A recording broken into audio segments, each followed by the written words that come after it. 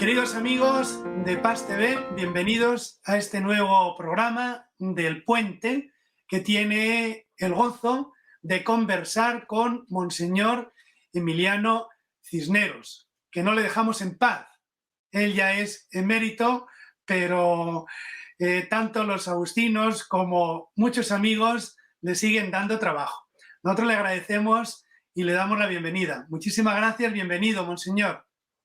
Pues muchas gracias y es un gusto el poder compartir contigo y con toda la audiencia de PAX estos momentos. Recuerdo todavía una entrevista que se hizo presencialmente cuando sucedió el conflicto de Bagua, ¿no? Y que usted venía de España, entonces que era una papa realmente caliente. Usted le tocó ahí enfrentar esa situación, ¿no? ¿Qué recuerda de aquel momento? ¿Y cómo están las situaciones? Yo no recordaba que fue en ese momento o en esa circunstancia, pero sí es cierto que tuvimos ese encuentro en PAX Televisión y sí es cierto que me tocó también de alguna manera atender esa situación del problema de Bagua, porque no sé si lo dije en aquella ocasión, a la diócesis de Chachapoyas, a la que yo servía, puso el escenario, pero prácticamente los actores del conflicto pues fueron personas que no eran, digamos, mayormente de la diócesis de Chachapoyas. Eran de la parte norte del departamento de Amazonas, son las comunidades nativas, y por otro lado estaba el ejército. Entonces el conflicto prácticamente fue entre el ejército y las comunidades nativas, aunque a las personas y concretamente a los agentes pastorales de Bagua Grande y de Bagua Capital, con los laicos también les tocó una participación, sobre todo después de aquellos acontecimientos, para atender a las personas afectadas, los internos, los que fueron tomados presos y sus familiares. La Comisión Bicentenario de la Conferencia Episcopal Peruana tiene como lema la Iglesia Corazón del Perú, ¿no? ¿De qué manera fue corazón y cuál es la situación que vive ahora? ¿Se ha tranquilizado? ¿Está todo normal? ¿No? ¿Qué nos podía compartir de esto, de Bagua? Fue corazón sobre todo con la obra de la evangelización y con todo lo que conlleva la evangelización, que es ese dar cabida a Dios en el corazón de las personas, llevar a las personas al conocimiento de Dios y después también llevar a las personas a ese saber vivir en una relación de fraternidad con todos sus semejantes. Y esa obra de la Iglesia, de la evangelización fundante, pues ciertamente ha marcado el alma de nuestros pueblos, que son profundamente cristianos, aunque ciertamente el cristianismo que viven pues tenga también muchos aspectos que necesite ser completados y llevados, desarrollados más en profundidad, ¿no? Entonces esa marca está presente ahí. Yo diría que no solamente como recuerdo del pasado, sino también como presencia viva, porque la Iglesia sigue estando ahí en el corazón del pueblo, en las grandes ciudades, en los barrios periféricos y también en los rincones más apartados del país.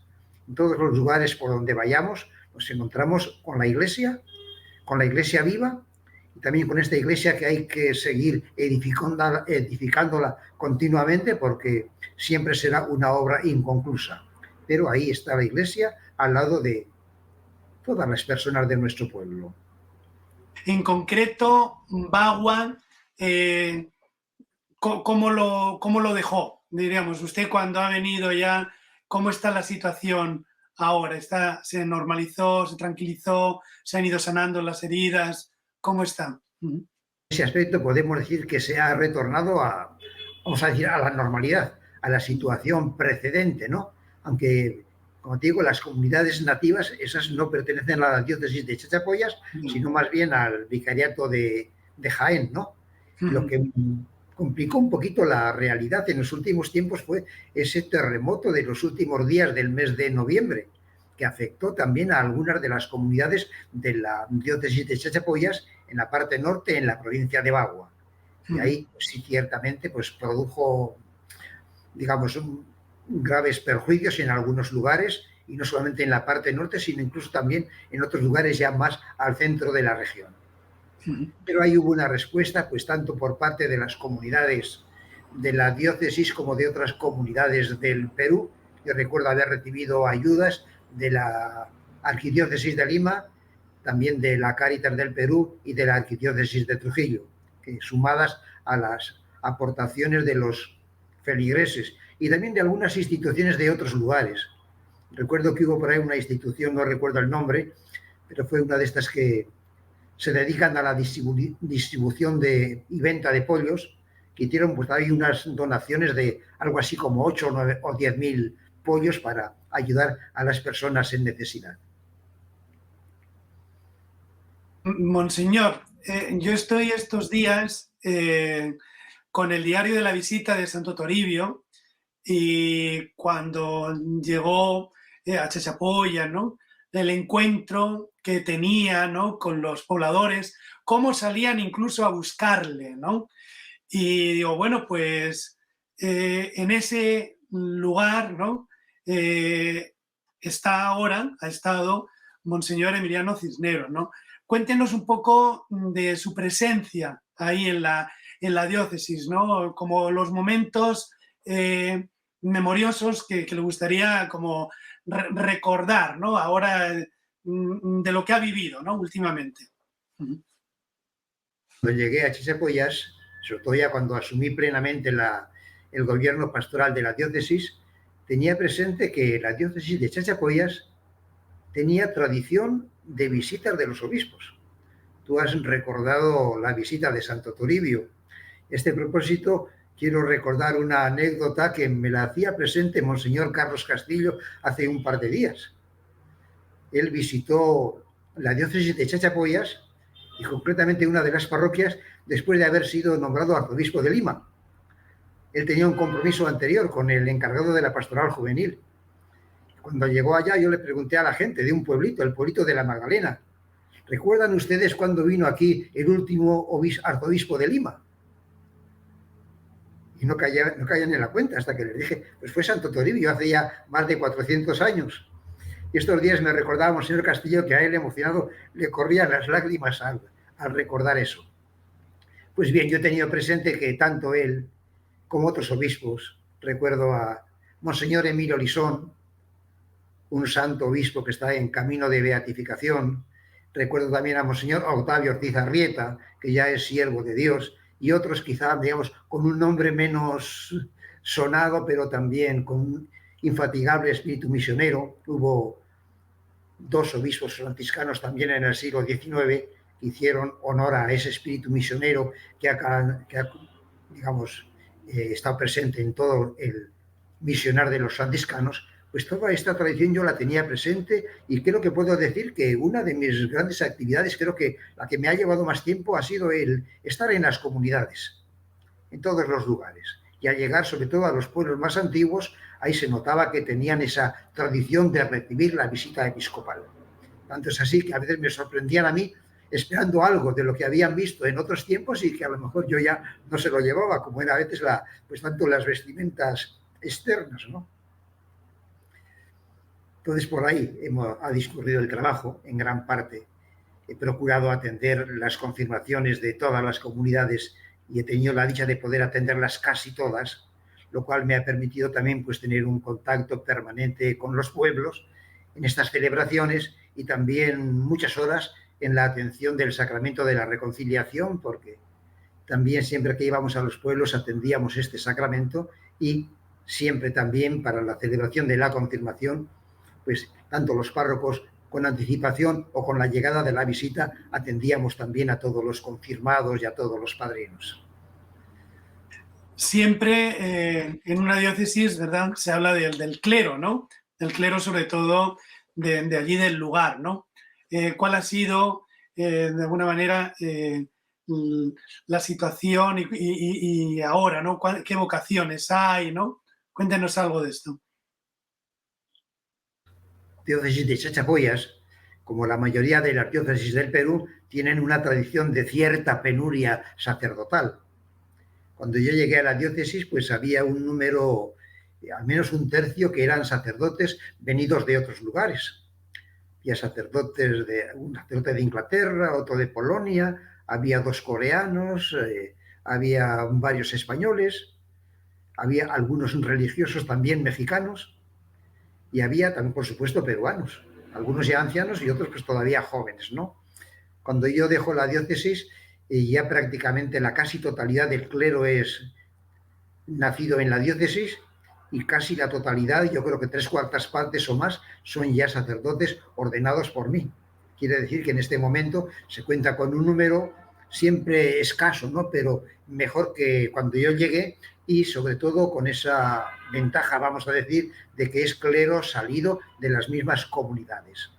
En este momento no tenemos muchos seminaristas, algo así como una docena, con lo cual, pues ojalá que pueda seguir saliendo al menos eso, siquiera uno por año, para poder ir atendiendo cada vez un poquito mejor a las numerosas comunidades. ¿De cuántos sacerdotes hablamos, no? ¿Cuántos ha ordenado?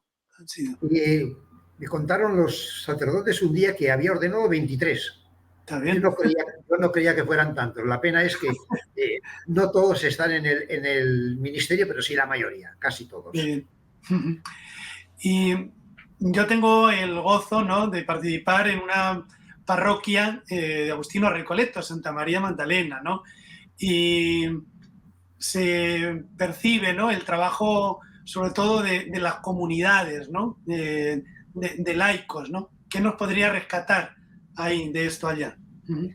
Bueno, allá, digamos, hablando de frailes, pues he tenido un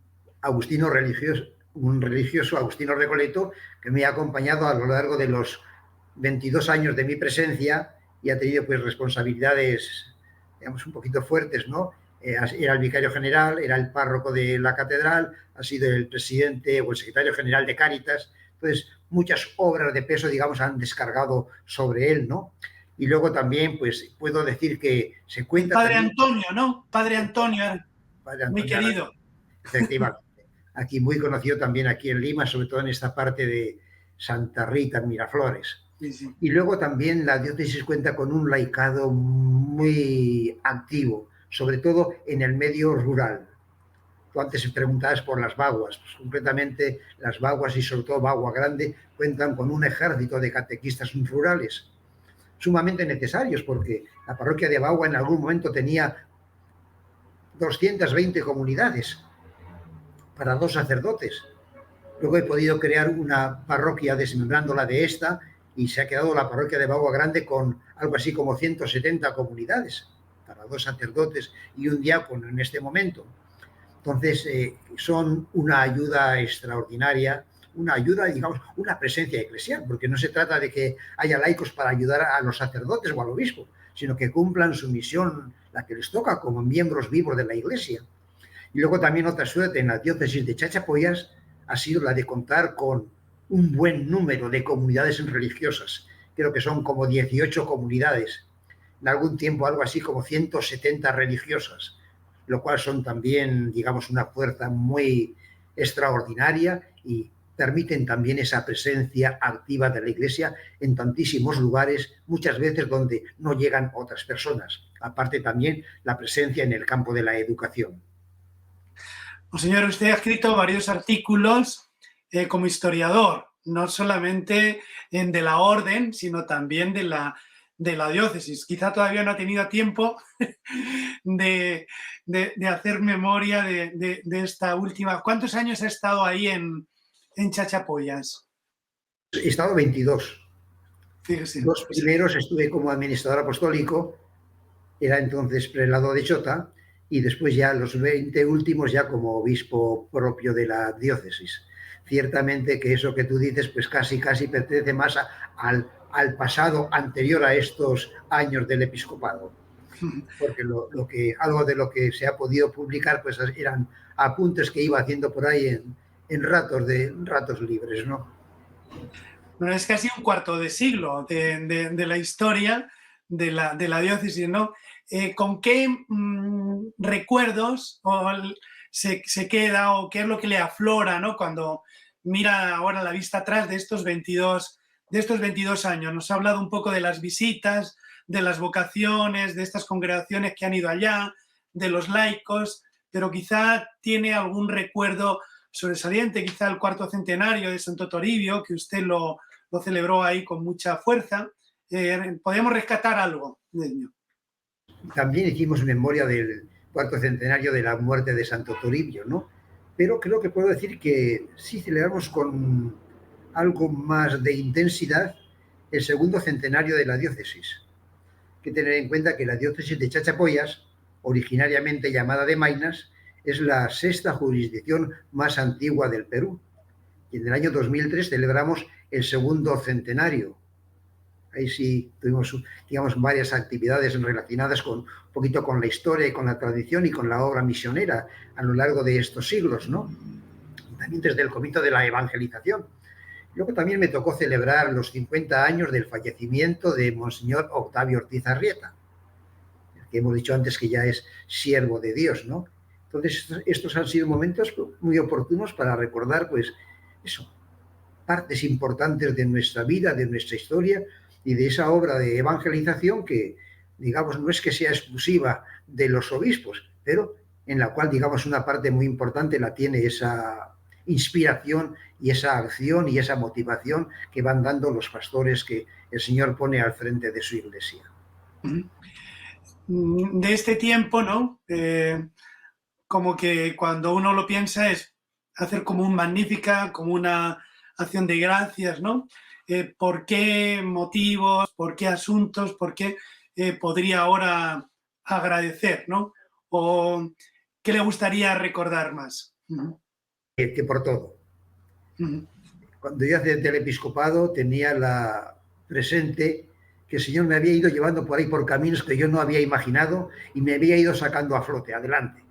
Con esa fe acepté también el episcopado y ciertamente que la tarea no es fácil. Yo ahora cuando nombran a uno de obispo casi los miro con temor, sabiendo lo que les espera, ¿no? Pero también les doy ánimos porque sé que el Señor no falla. Cuando contamos con Él, pues el Señor nos va llevando y nos va sacando adelante y nos va dando la mano y va allanando caminos. Creo que, digo, tengo esa percepción general de que el Señor no me ha dejado solo y que me metió por este camino y creo que y me ha sacado al menos vivo. ¿Usted qué le pediría así a los fieles, ¿no? Con el nuevo obispo, ¿no? Dirían, bueno, pues ánimo y esto y esto, ¿no? ¿Qué consejos les daría sobre todo a los fieles como un servidor, ¿no? Para apoyar, ¿no? Ahí al pastor. Yo diría un consejo que creo que hay que comenzar por dárselo también, bueno, no vale aconsejar, pero que lo tengan presente los pastores. Sí. Y es todo esto que el Papa Francisco nos quiere motivar con el concepto de la sinodalidad, ese que todos nos sintamos miembros de la Iglesia y que tomemos conciencia de que la Iglesia la tenemos que hacer entre todos. No ayudándonos los laicos a los clérigos, sino laicos, consagrados, clérigos, con el pastor al frente, todos caminar juntos y todos poner el hombro. La idea yo la he tenido clara siempre, pero claro, creo que ahora se nos impone todavía con mayor fuerza, ¿no? De hecho, tanto en Chota como en Chachapoyas, siempre hemos contado con laicos, incluso hemos tenido consejo pastoral en el cual participaban laicos. Cierto es que mayormente eran laicos del mundo del campo, del mundo rural, y creo que hace falta también pues esa presencia mayor también de las personas de la ciudad y de los profesionales, porque a veces podemos llegar más fácilmente a la gente sencilla que al menos hasta ahora ha estado tradicionalmente abierta al Evangelio, aunque también los tiempos van cambiando, pero tenemos que tratar de eso, de llegar a todos, porque quizá desconfiamos de algunos y cuando en realidad puede ser que todos estén esperando ser convocados, ¿no? Hace unos días conversaba con Monseñor Castillo y me decía que cómo estaban sorprendidos aquí en Lima de que al convocar a determinados grupos, y él hablaba en concreto pues de profesionales, pero también de ollas comunes, cómo la gente se siente entusiasmada por participar en lo que es la vida de la Iglesia. Pues esto acá, y esto creo que algo que tenemos que ir trabajando cada vez más a fondo en cada uno de los lugares, contando con los laicos, pero repito, no como auxiliares de los presbíteros, sino como miembros vivos de esa iglesia de la que ellos son, no sé si decir la parte más importante, en todo caso la parte más numerosa. En algunas ocasiones yo he dicho que el laicado es el gigante que todavía no acaba de despertar. El día que el laicado católico, cristiano, despierte, creo que entonces sí podemos comenzar a transformar más a fondo la realidad de nuestro mundo. ¿Y cómo lo ha intentado despertar o cómo lo ha logrado despertar? Porque justamente es el reto que siempre se están planteando, ¿no? Como que el clericalismo está presente porque no responden los laicos o porque se sienten que son como los brazos largos del clero. Entonces, ¿qué es lo que más resultado le ha dado tanto en Chota como ahí en Chachapoyas y que podamos aprender? Con la gente, el contar con la gente. En Chota, en la evangelización, yo diría que sobre todo en estas últimas décadas, a partir de los años 60, la han hecho sobre todo los laicos. Los laicos del mundo rural sobre todo. Ahora ya últimamente más también del medio urbano. Y en Chachapoyas pues puedo decir lo mismo, porque muchas de las personas con las que me he encontrado en tierras de Amazonas han sido migrantes de la parte de Cajamarca. Y fundamentalmente de las provincias que pertenecen a la prelatura de Chota, que son las más inmediatas a, digamos, a la región de Amazonas que me ha tocado atender. Nos separa o nos une el río Marañón. A los dos lados están la prelatura y a otro lado la diócesis. Entonces creo que esto creo que ha sido importante, ¿no? Pero creo que también pues hemos trabajado un poquito como se ha hecho en tantos lugares, con la gente más cercana, con los allegados. Es cierto que en algunos momentos pues había una respuesta muy generosa por parte de los laicos, entonces todo eso favorecía también el contar con ellos. Porque si tú me hacías mención del clericalismo, es un pecado, pero también podemos mencionar también a veces esa pasividad de los laicos que incluso los más piadosos, vamos a decir, están más cómodos viviendo su fe personalmente, individualmente, pero sin compromisos pastorales. Entonces hace falta también que todos nos movamos hacia ese centro en el cual nos tenemos que encontrar. Y ojalá que sea siempre el mismo Cristo el que nos una a todos, ¿no? ¿Cómo lo han logrado o qué es lo que más resultado le ha dado? En eso, sobre todo con el clero, una cosa importante es las reuniones con el clero. Tanto en Chota como en Chachapoyas, cada 2 meses teníamos reunión de clero. Entonces ahí ya, aparte de que teníamos un plan pastoral elaborado por los sacerdotes, las religiosas y también un grupo de laicos, pues tenemos ese plan pastoral que lo veníamos siguiendo a la pandemia y nos cortó un poquito las alas, o al menos dificultó, pero digamos, veníamos trabajando conjuntamente con todos y luego pues había estas reuniones de clero cada 2 meses que también pues nos servían para ir, digamos, afianzando ese caminar con las comunidades y también ir afianzando también la vivencia de nuestra vocación de pastores del pueblo de Dios. Dicen que la pandemia ha venido pero que se queda, ¿no? ¿Qué lecciones le ha dado, ¿no? Y que nos interesaría también escuchar, ¿no? Para compartir, ¿no? En estos tiempos de pandemia, la diócesis, ¿cómo la han enfrentado? Bueno, pues digamos, ha habido también algún movimiento de estos en los que hemos estado implicados juntamente con la gente para ir atendiendo también las necesidades más urgentes, sobre todo la del oxígeno. Ahí ha habido una acción por parte digamos, de la comunidad, en la cual también hemos participado para hacer posible esa realización, que sobre todo en un principio pues era, digamos, muy urgente y nos creó, digamos, algunas dificultades para atender, sobre todo en los primeros momentos, que era cuando todo estaba más confuso y cuando eran mayores las necesidades y menos las posibilidades de responder a ellas. Monseñor, ahora usted inicia una nueva etapa, ¿no? Ya la ha iniciado.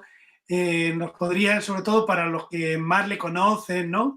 Y que están viendo, ¿a qué se dedica ahora, Monseñor? ¿Qué tareas nuevas, qué proyectos? Bueno, pues estoy volviendo un poquito a la vida parroquial.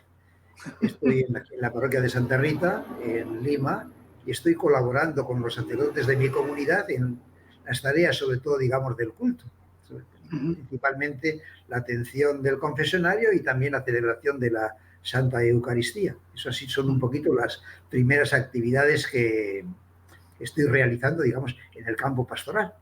Luego también me estoy dedicando a leer algo por aquí. Estoy leyendo las obras de Santa Teresa, retomándolas, y luego también pues estoy tomando por ahí alguna nota que tal vez para el futuro pueda también servir, sobre todo para los intereses de mi comunidad religiosa. Monseñor, estamos viviendo un tiempo de sinodalidad, ¿no? De iglesia en salida, ¿no? Y me gustaría, para ir culminando, ¿no?, que nos comparta, ¿no?, como fruto de lo que usted ha ido viviendo, ¿no?, que deberíamos tener presente ahora, ¿no?, sea en Santa Rita, sea en Chachapoyas, sea en Pueblo Libre, incluso pues en España, ¿no?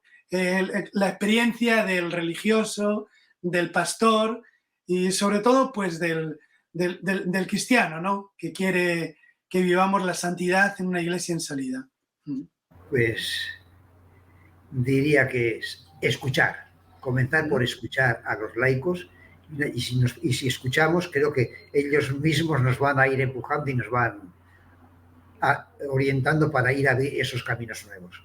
Porque hay muchos caminos que ellos los conocen, porque es el mundo en el que se desenvuelven y que son más ajenos a nosotros, y que, como digo, si toman conciencia, si tomamos todos conciencia de esas posibilidades que se nos ofrecen con la aportación de los laicos, por ahí creo que, digamos, vamos a ir descubriendo no solamente caminos nuevos, sino también encontrar más obreros y mejores obreros, y de esta manera pues ir llevando de una manera más adecuada y más conveniente esa misión de la Iglesia, que nunca está concluida del todo.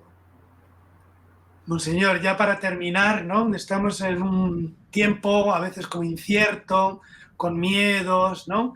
Me gustaría que dé un mensaje final, ¿no?, a tantas personas que le conocen de las diócesis en las que ha estado, ahora en la parroquia a la que se encuentre, ¿no? Pues que le dé un mensaje de serenidad, ¿no?, de paz, de confianza, y luego ya pues la bendición final. A veces cuando se encuentra uno con tantas personas, con problemas, con dificultades, ¿no? Y hay que recordar que estamos en las manos de Dios. Que pase lo que pase, Dios sabe lo que nos pasa.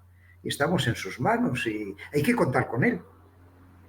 Y si contamos con el Señor, pues no quiere decir que la vida va a ser más fácil, pero sí va a ser más llevadera. Con Dios todo es posible. Sin Él, lo que nos dice Jesús, sin mí nada pueden. Por eso hay que contar con Él, luchar con Él, esforzarse con Él y darle la cara a la vida, aunque presente pues panoramas oscuros o nubarrones oscuros. Muchísimas gracias, y nos puede dar una bendición final para todos. Muy bien, con mucho gusto. Que el Señor esté con todos los que nos escuchan, y que la bendición de Dios Todopoderoso, Padre, Hijo y Espíritu Santo, descienda sobre todos y cada uno y permanezca para siempre. Amén. Muchísimas gracias.